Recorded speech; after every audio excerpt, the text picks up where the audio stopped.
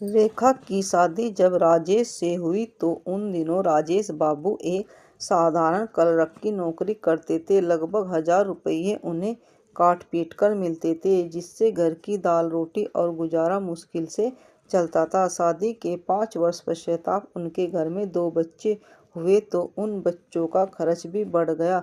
वेतन तो उतना नहीं बढ़ा था जितना उनका खर्च बढ़ा था। घर के बड़े खर्च तो एक पत्नी ही जान सकती है, मगर वह अपने पति पर बोझ न डालकर मन ही मन में दुखी रहने लगी। उन्हें तो पता था कि यदि मैं अपने पति पर ज़्यादा बोझ डालूंगी तो उसे ज़्यादा चिंता होगी।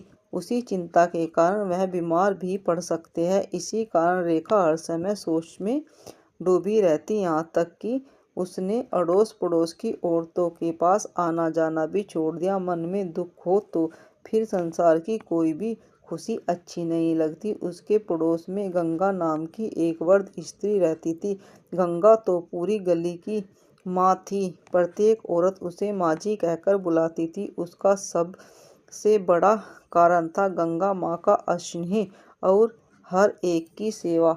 वह तो हर एक का काम करके प्रसन्न होती थी। रेखा भी जब अधिक उदास होती थी तो माँ जी के पास जाकर अपना दुख कह लेती थी।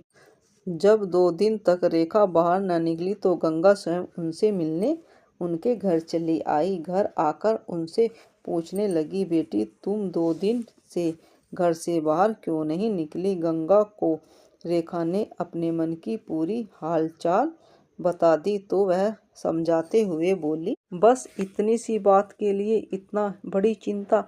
अरे तेरी माँ अभी मरी नहीं, यह बात तो तुम पहले भी मुझे बता देती तो यह दुख ही क्यों होता।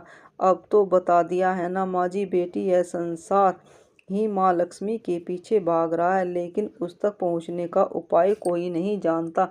माँ लक्ष्मी ने उसे समझाते हुए कहा, माँ जी कि आप मुझे लक्ष्मी प्राप्ति का कोई उपाय बता दे जिससे मेरे पति का बोझ हल्का हो जाए।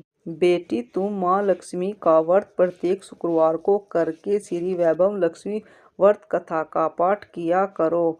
7 व्रत करने के बाद 7 कन्याओं को बुलाकर खाना खिलाने के पश्चात सामर्थ्य के अनुसार दक्षिणा देकर साथ में एक पुस्तक श्री वैभव लक्ष्मी व्रत कथा की भी अवश्य दान में देना। उसने 7 शुक्रवार पूरे भी नहीं किए थे कि राजेश का प्रमोशन 2 गुना हो गया। बोलो जय माँ लक्ष्मी, माता लक्ष्मी की जय। बोलो जय माता दी।